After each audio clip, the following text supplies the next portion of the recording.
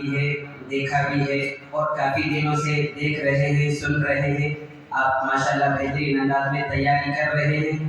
آپ نے کیسی تیاری کی ہے اور ہم نے کیسی تیاری کرائی ہے، یہ تو ہمارے حکم حضرات بتلائیں گے، جنہوں نے آپ کی کیفیت کو بھی لکھا ہے اور کاپیوں میں اس کو محفوظ کیا ہے۔ لہذا میں ہمارے بہت ہی معزز مہمان حضرت مولانا عتیق الرحمان صاحب اسعدی دامت برکاتہ العالیہ سے محترمانہ گزارش کرتا ہوں کہ ہم آپ کو وقت کی قید تو نہیں لگائیں گے، جو بھی ہے وہ آپ ہی کے کہنے پر اور بولنے پر ہی ہوگا اور فیصلہ اسی وقت حتمی مانا جائے گا۔ لہذا میں آپ سے گزارش کروں گا کہ آپ اپنے خیالات کا اظہار فرمائیں اور ہماری حوصلہ افزائی فرمائیں۔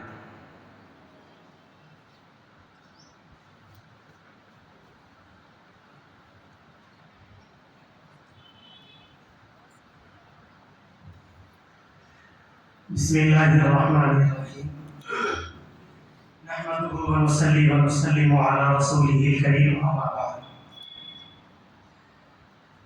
الہی دے مجھے تو طرز تکلم، میری آواز کو تو زندگی دے، مجھے افکار صالح کر عطا، میری تحریر کو تو روشنی دے، آمین یا رب العالمین۔ آج کے اس اجلاس کے صدر عالی قدر حضرت مولانا روح الامین صاحب محمد فیضهم العالیہ، ناظم جامعہ حضرت مولانا سید احسن الدین مجاہد صاحب، دیگر علماء کرام، طلباء عزیز، السلام علیکم ورحمۃ اللہ وبرکاتہ۔ چونکہ وقت بہت کم ہے، ہمیں نماز بھی ادا کرنی ہے، میں مختصراً یہ عرض کرتا چلوں، چونکہ میں اپنے آپ کو اس قابل اور اس لائق نہیں سمجھتا، جس کی وجہ سے کہیں فیصل اور حکم بن کر جانا میرے لیے بڑا ہی دشوار گزار اور مشکل ترین ہوتا ہے۔ بلکہ ہمارے اس صوبے کے اہم ترین جامعات نے مجھ کو مدعو بھی کیا۔ ہمارے شہر میں جو ممتاز معروف دینی درسگاہ ہے ہمارے بزرگوں نے، لیکن میں نے اپنے آپ کو قابل اور لائق نہ سمجھ کر میں نے معذرت کی، کیونکہ یہ موقع ایسا موقع تھا کہ میرے استاد محترم مجاہد ملت حضرت مولانا سید اکبر الدین صاحب رحمۃ اللہ علیہ کے دونوں صاحبزادگان نے مجھے حکم دیا، اسے حکم کی تعمیل پر میں آیا ہوں، ورنہ حقیقت میں اس قابل اس لائق نہیں ہوں، یہ سوچ کر کہ حضرت والا کا فیض مجھے بھی مل جائے اور اس عظیم سعادت میں بھی شامل ہوں۔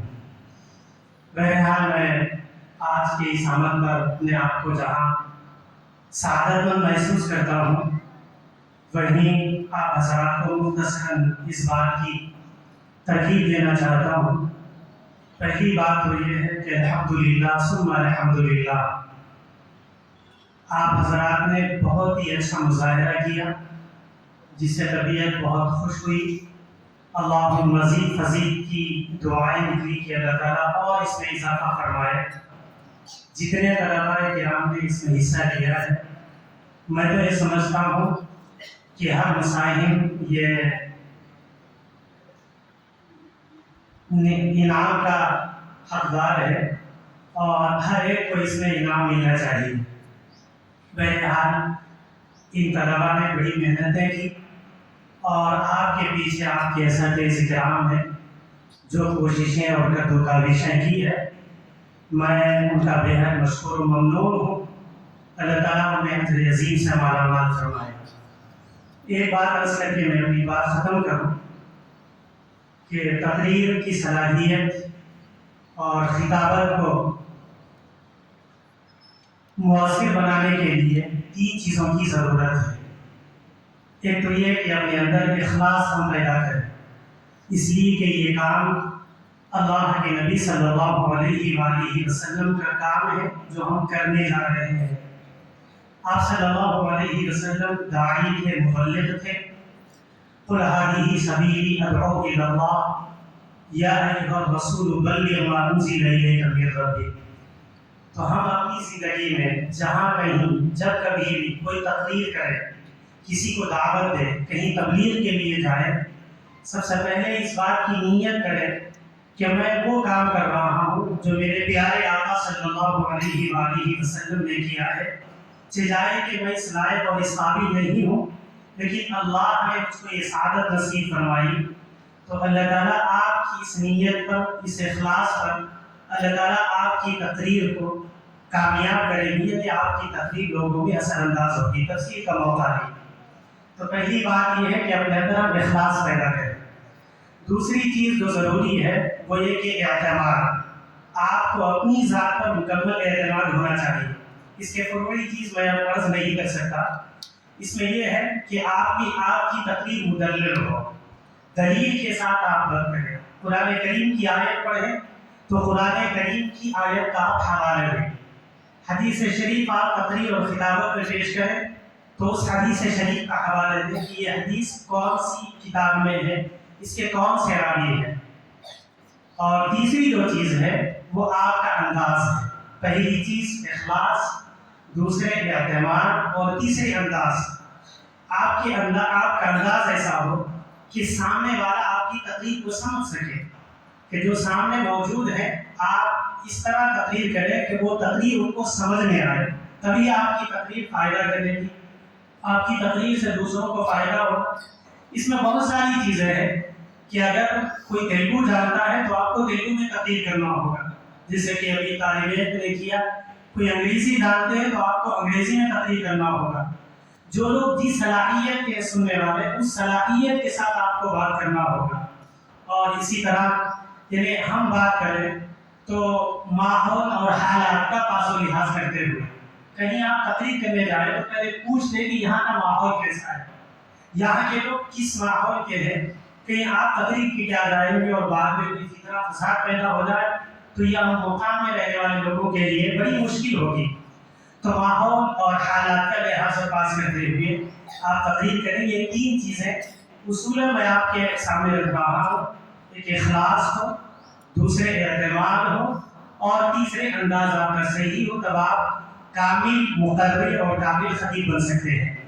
استاد محترم حضرت مولانا سید اکبر الدین صاحب قاسمی رحمۃ اللہ علیہ ایک موقع پر فرمایا کہ جب اللہ تعالیٰ نے حضرت موسیٰ اور حضرت ہارون علیہ السلام کو وقت کے سب سے بڑے مجرم فرعون کے پاس بھیجا تو اس موقع پر اللہ رب العالمین نے فرمایا تھا کہ قولا لینا، کہ نرمی سے بات کرو. حضرت مولانا برکت تشریف لائے تھے اور 10 دن یہ تبلیغی جماعت کے آپ سفر میں تھے. نیلو آپ کا سفر ہوا تھا. اس سفر میں ہمارے محترم حافظ خواجہ رضی الدین امداد سیاسی صاحب جو ہمارے درمیان موجود ہیں، وہ بھی حضرت مولانا رحمۃ اللہ کے اس 10 سفر میں وہ بھی جماعت کے ساتھ میں تھے. میں اسی نسبت سے ان کو یہاں لے کر آیا ہوں. تو اس موقع پر حضرت مولانا نے ایک اہم بات ہم سے عرض کی تھی. اللہ تعالیٰ ان کی قبر کو نور سے منور فرمائے. حضرت مولانا کی قبولیت ہے کہ آج یہ درسگاہ ہے جو کام کر رہی ہے اور اللہ تعالیٰ جو کام دے رہے ہیں. تو ایک واقعہ حضرت نے ہمیں جو سنایا، میں آپ سے عرض کر کے اپنی بات ختم کروں. حضرت نے اس آیت مبارکہ کی تشریح میں یہ بات عرض کی کہ ایک آدمی تھا جو اپنے بچوں پر انتہائی سخت مزاج اور ترشرو، کہ اگر وہ باپ گھر پہ آتا تو بچے گھر کے باہر جاتے، اور باپ جب تک گھر میں رہتا کوئی بچہ آواز نہیں کرتا، بدر کے رہتے، خاموش رہتے. اور پورے محلے میں یہ مشہور تھا کہ یہ کتنا سخت ترین باپ ہے، بد مزاج یعنی سخت مزاج باپ ہے کہ گھر والے کوئی بات نہیں کر سکتے، محلے میں کوئی اس سے کلام نہیں کر سکتا. بہت ہی ترش مزاج، سخت مزاج وہ آدمی تھا. تو اس موقع پر حضرت نے فرمایا کہ ایک موقع پر ایسا ہوا کہ وہ گھر آیا تو اس کا جو ایک بچہ تھا وہ پول کے اوپر چڑھا ہوا تھا. بطن میرا کچھ لگ نہیں تھی تو وہ بچہ پول کے اوپر چڑھا ہوا تھا. تو اب یہ باپ آیا تو باپ نے دیکھا کہ میرا بچہ پول کے اوپر چڑھا ہوا ہے. تو اس موقع پر باپ نے دیکھا کہ میرا لڑکا جو پول کے اوپر چڑھا ہوا ہے، تو اس موقع پر اس باپ نے اپنے بچے کو بہت ہی خوش مزاجی کے ساتھ دعوت دی اور کہا کہ بیٹے تم کہاں چڑھ گئے، کیوں اوپر چلے گئے، کیا ضرورت ہے تمہیں، پتنگ چاہیے میں دلاؤں گا، تم نیچے اترو. اور اتنی محبت کے ساتھ, اتنی لجاجت کے ساتھ اس نے بات کی کہ محلے والے, آس پاس دیکھنے والے پریشان ہو گئے.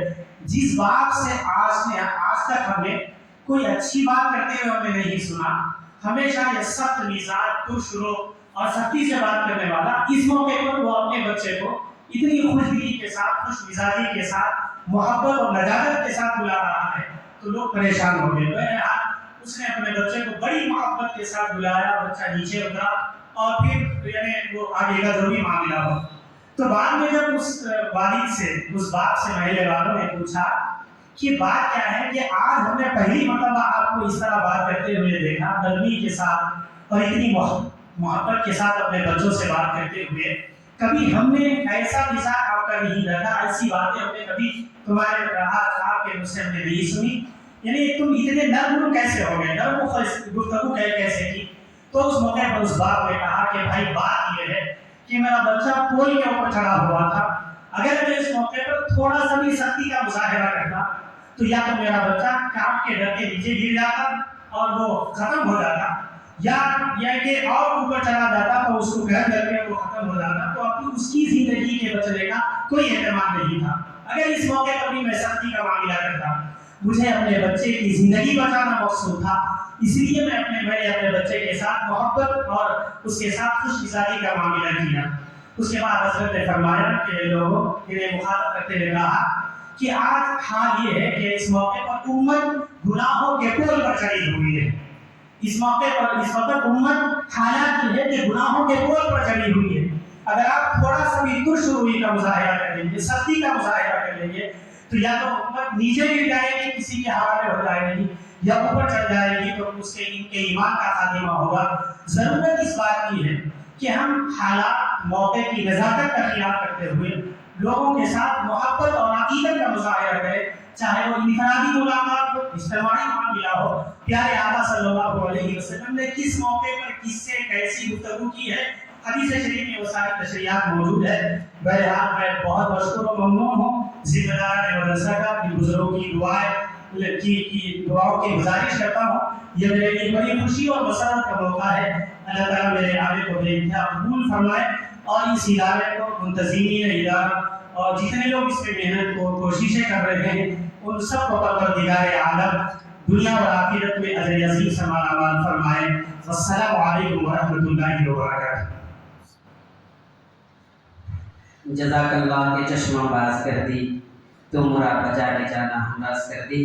اللہ تعالیٰ محترم مولانا کی کہی بھی تمام باتوں پر ہم تمام کو عمل کی توفیق نصیب فرمائے.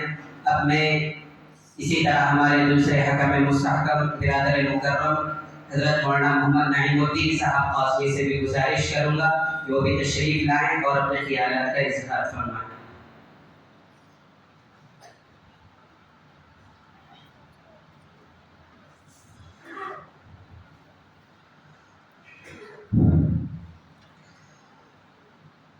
السلام علیکم ورحمۃ اللہ وبرکاتہ.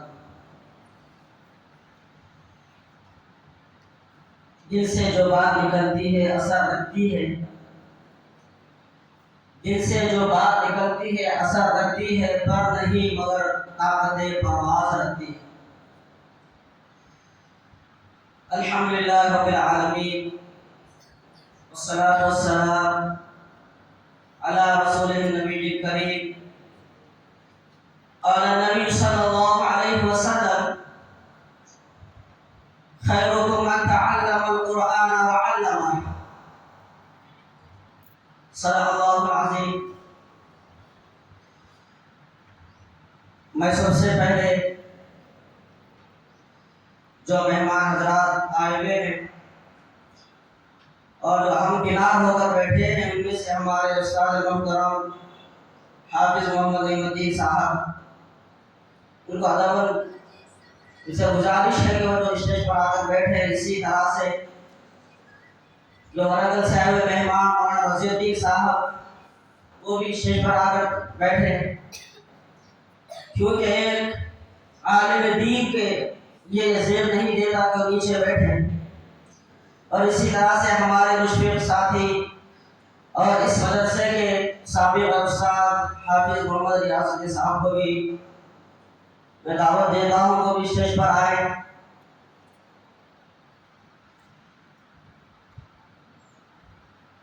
عزیز طلبا، معزز اساتذہ کرام، آج میرے لیے انتہائی خوش نصیبی کا دن ہے۔ یہ جو ہے میں ہمارے اساتذہ کے سامنے اور ہمارے دوست و احباب کے سامنے کچھ لفظ شائع کروں۔ تقریباً 19 سال پہلے 2003 میں نے اس ادارے کو رخصت کر میری آگے کی تعلیم کو بڑھانے کے لیے جامعہ اسلامیہ دارالعلوم حیدرآباد کے اندر چلا گیا۔ 6 سال وہاں پر تعلیم حاصل کرنے کے بعد وہاں سے ام المدارس دارالعلوم دیوبند رخصت ہو گیا۔ عزیز دوستو، اس وقت جو ہے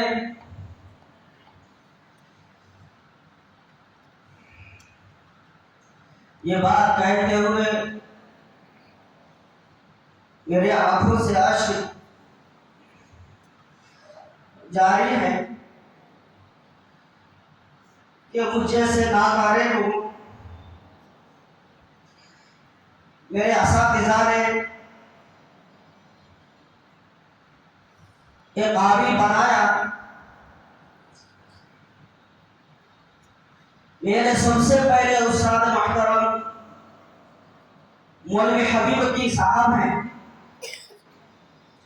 اس کے بعد میرے دوسرے استاد محترم مولانا سید روح الامین صاحب ہیں، اس کے بعد میرے تیسرے استاد محترم حافظ محمد عین الدین صاحب ہیں، اس کے بعد چوتھے استاد محترم حافظ عبد الرحیم صاحب ہیں۔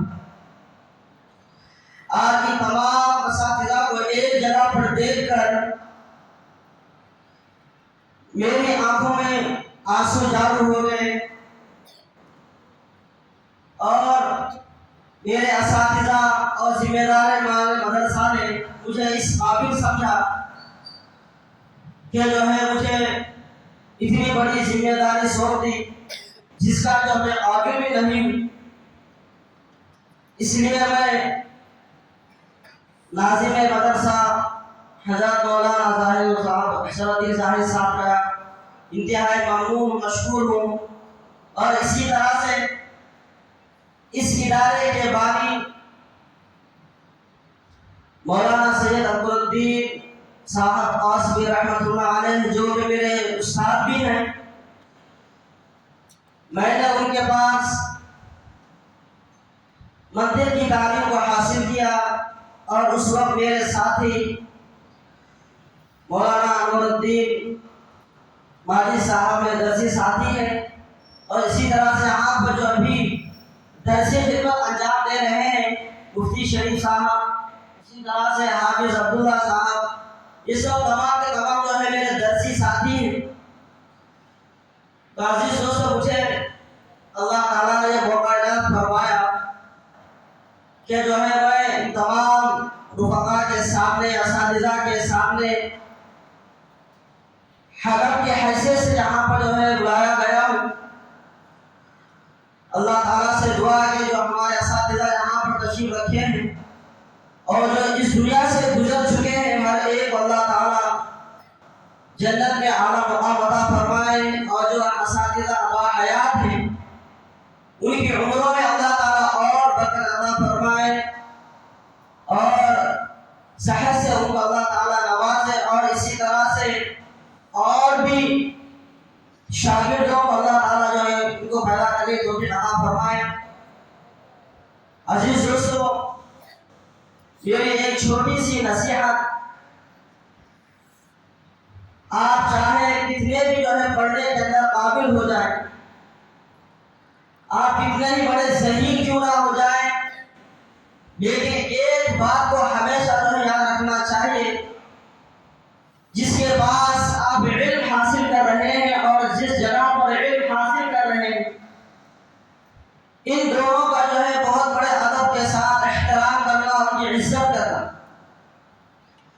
اپنے ذہین ہونے پر کبھی اپنی پڑھائی پر بالکل جو ہے گھمنڈ نہیں کرنا، کیونکہ ہم نے دیکھا کہ جتنے ہمارے ساتھ پڑھنے والے طلبا جو روزانہ جو ہے حفظ کی جماعت میں آدھا پارا سبق سنانے والے تھے،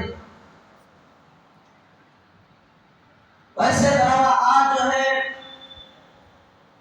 کوئی جو ہے رکشہ چلاتا ہے، کوئی پاٹکوں پر ہے، کوئی جو ہے دوسرے کاموں کے اندر مصروف ہے۔ اس کی وجہ یہی ہے کہ جو ہے اللہ تعالیٰ نے ہم سے دین کا کام اسی لیے نہیں لیا کہ وہ دوران تعلیم اساتذہ کی جو ہے عزت نہیں کرتے، ہمیں جو ہے اساتذہ کے برائیوں پر کبھی نظر نہیں دوڑانا چاہیے، ہمارے اساتذہ کے قابلیت پر نظر رکھنا چاہیے کہ جو ہمارے ساتھ جو ہمارے روحانی باپ ہوتے ہیں وہ ہمیں جو ہے ایک بیکار چیز سے ایک نایاب چیز ہم کو بناتے ہیں۔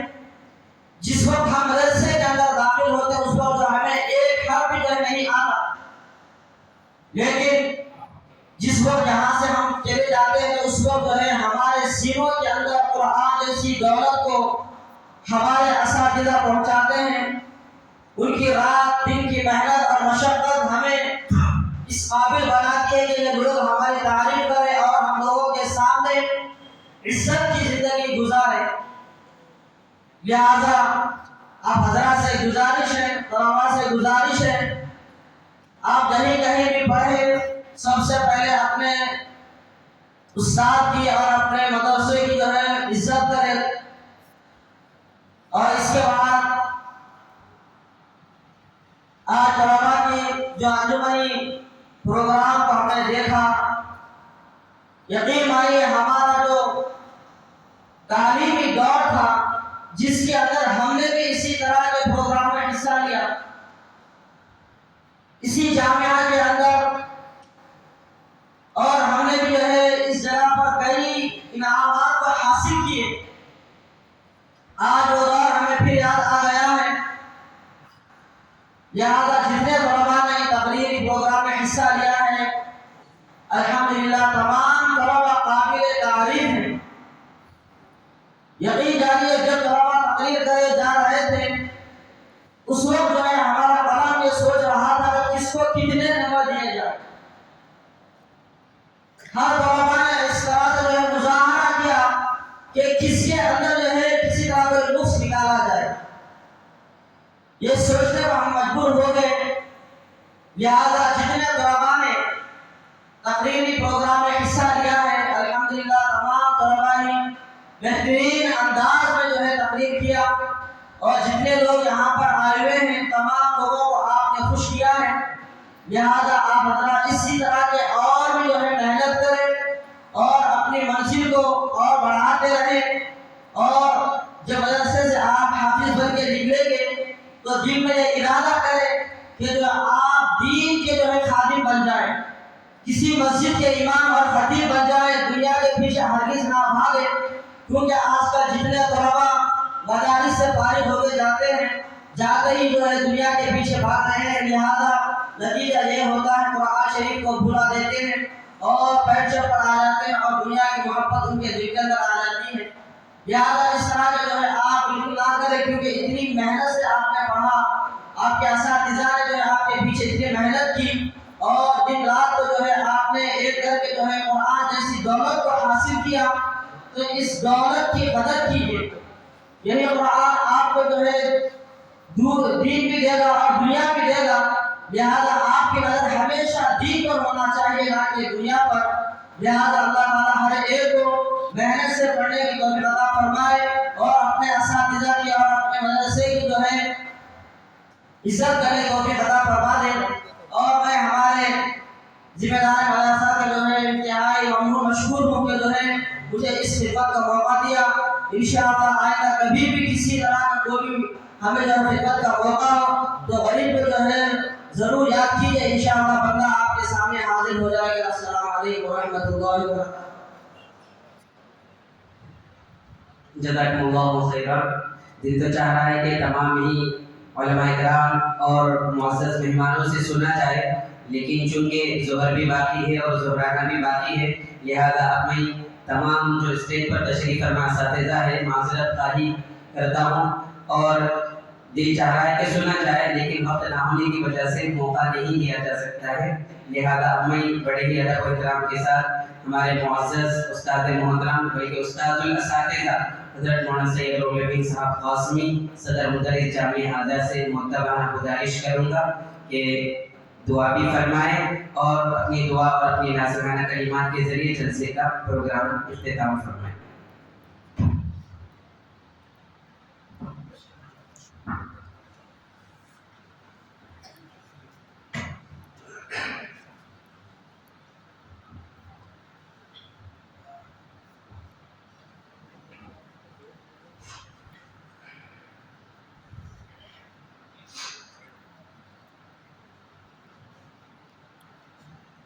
الحمد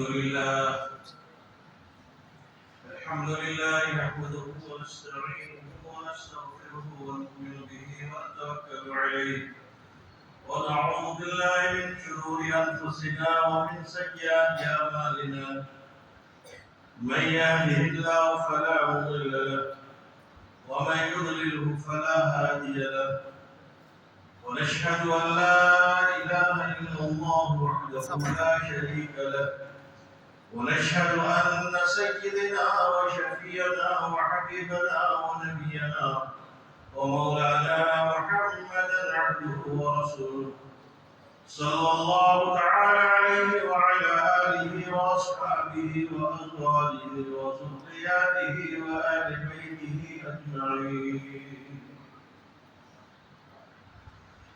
فأعوذ بالله من الشيطان الرجيم. بسم الله الرحمن الرحيم. الرحمن علم القرآن.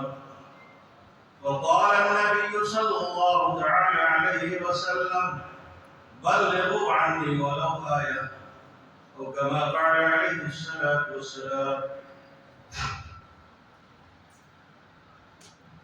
حضرت محترم ناظرین صاحب اللہ تعالیٰ برکاتہ، محترم اساتذہ کرام، مہمانان اعزاز اور حکم حضرات، عزیز طلباء، الحمدللہ آپ نے ساری باتیں سنی بھی ہے اور سنائی بھی ہے۔ اس وقت تقریر کا تو زیادہ موقع نہیں ہے، ناظم صاحب کے حکم پر چند الفاظ کر رہا ہوں۔ پہلی بات تو یہ ہے کہ جیسا کہ ہمارے حکم حضرات نے آپ حضرات کو کچھ نصیحتیں کی ہیں، ان باتوں پر عمل کرنے کی کوشش کی ہے۔ انشاءاللہ ہمارے اساتذہ حکم حضرات نے جو باتیں لکھی ہے مدرسے کی طرف سے اور ذمہ دار مدرسے کی طرف سے، انشاءاللہ آپ سب کو انفرادی طور پر سنایا بھی جائے گا، بتایا بھی جائے گا، اور جیسا کہ کہا کہ سبھی طلباء انعام کے مستحق ہیں۔ انشاءاللہ تعالی سالانہ امتحان ہوگا اور امتحان کے اندر سالانہ ششمائی اور آپ کے انجمن کا جو انعامات دیے جائیں گے اس میں سبھی کو شامل کیے جائیں گے انشاءاللہ۔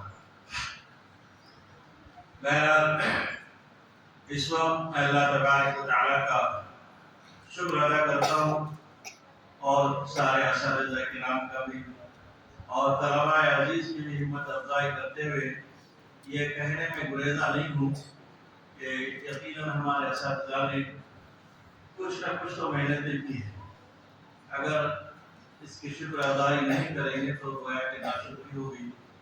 اس لیے میں اپنے اساتذہ کا بھی اور اپنے ناظرین مدرسہ کا بھی شکر ادا کرتا ہوں کہ انہوں نے ہماری پر افزائی فرمائی، اور اپنے طلباء عزیز کا بھی میں مشکور ہوں کہ انہوں نے اساتذہ کی باتوں پر عمل کرنے کی کوشش کی اور کچھ نہ کچھ یقیناً محنت کی جو آپ حضرات کے سامنے پیش کیا گیا۔ سب سے پہلے تو اللہ رب العزت کا میں شکر گزار ہوں کہ اللہ تعالیٰ نے ہمیں اور آپ کو اپنے دین میں لگائے رکھا اور دین کی محنتوں میں لگائے رکھا، قرآن حدیث میں لگائے رکھا، اور اللہ تعالیٰ نے ہمارے اور آپ کے اوپر یعنی سارے مسلمانوں کے اوپر بڑی ذمہ داریاں عائد کی ہیں۔ باتیں تفصیل سے بہت آئی ہے، جیسا کہ ہمارے ناظرین مدرسہ نے فرمایا کہ ایک ہے علم اور ایک ہے فن، دونوں چیزیں انسان کے لیے بہت ضروری ہیں۔ علم حاصل کر لے انسان، اگر علم کا اظہار نہ کر سکے وقت ضرورت، تو پھر علم جتنا فائدہ دینا چاہیے نہیں دے سکتا۔ اس لیے علم کے فائدہ، علم سے فائدہ حاصل کرنے کے لیے خود بھی اور دوسروں کو فائدہ پہنچانے کے لیے وقت ضرورت اس کا اظہار بھی کرنا پڑتا ہے، مظاہرہ بھی کرنا پڑتا ہے۔ اور میں نے جیسے قرآن پاک کی آیت آپ کے سامنے پڑھی ہے، تلاوت کی ہے، جس میں اللہ تعالیٰ نے قرآن پاک کے اندر ارشاد فرمایا الرحمن، رحمان وہ ہے، اللہ وہ ہے جس نے قرآن سکھایا۔ اب قرآن کیا ہے وہ تو سب آپ لوگ جانتے ہیں، اور قرآن کے اوپر آپ لوگوں نے بڑی اچھی اچھی تقریریں کی۔ قرآن ہی وہ دولت ہے، قرآن ہی وہ کتاب ہے، قرآن ہی وہ چیز ہے جس کو پڑھ کر، جس کو پڑھا کر، جس کو سن کر، جس کو حاصل کر